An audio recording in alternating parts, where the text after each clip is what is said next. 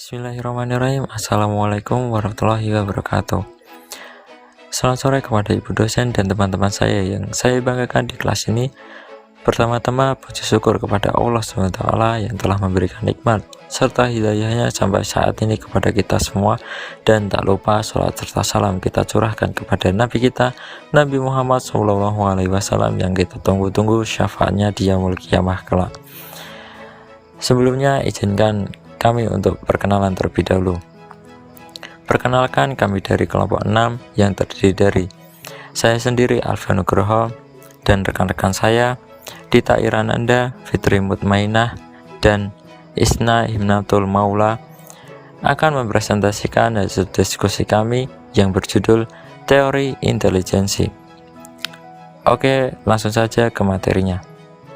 Apa sih intelijensi itu?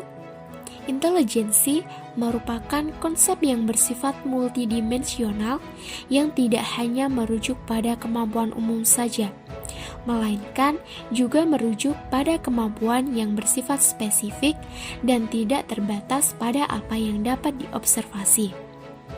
Intelijensi menurut para ahli, yang pertama menurut Cohen dan Swerdlik, intelijensi merupakan kapasitas yang bersifat multifaset, yang meliputi mempelajari pengetahuan baru, berpikir logis, perencanaan yang baik, dapat memecahkan masalah, dan dapat menyesuaikan diri dengan situasi atau keadaan.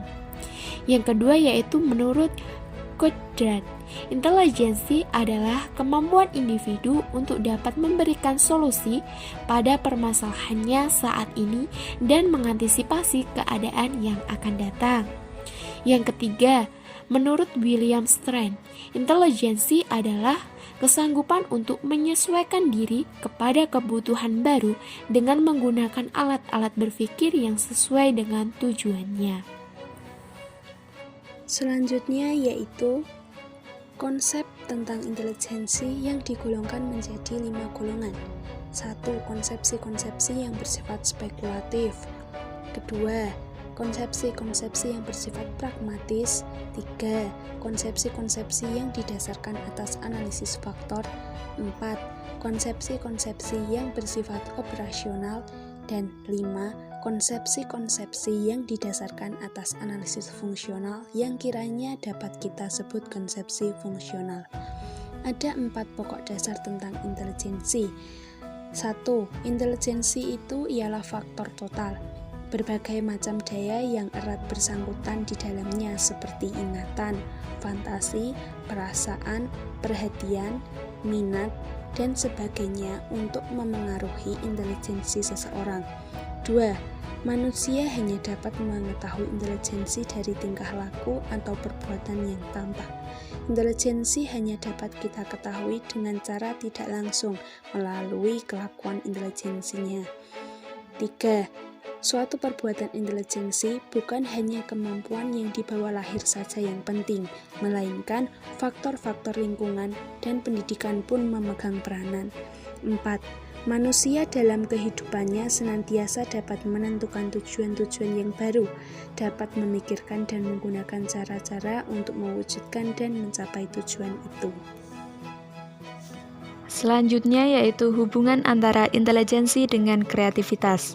Hubungan intelijensi dengan kreativitas melalui tes yang dilakukan oleh Yamamoto bahwa meningkatnya skor IQ sama dengan meningkatnya skor kemampuan berpikir kreatif.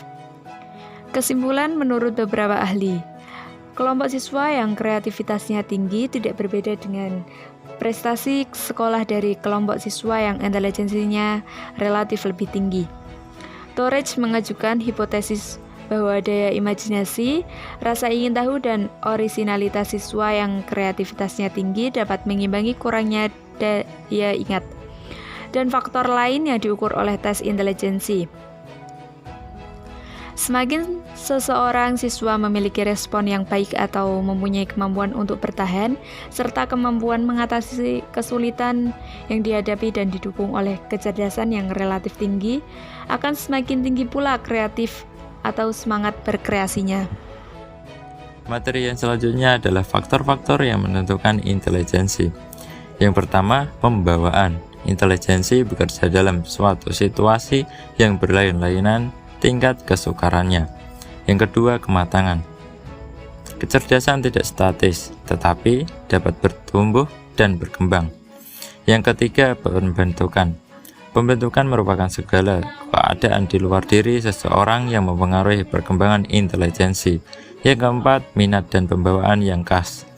Minat mengarahkan perbuatan pada suatu tujuan dan merupakan dorongan bagi perbuatan itu. Yang kelima atau yang terakhir adalah kebebasan.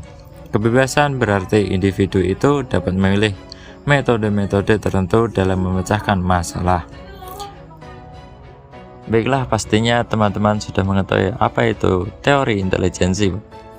Dan jika ada pertanyaan, maka nanti dipertanyakan di grup WhatsApp. Sekian dari kami, bila ada kesalahan baik kata maupun perbuatan mohon dimaafkan. Wassalamualaikum warahmatullahi wabarakatuh.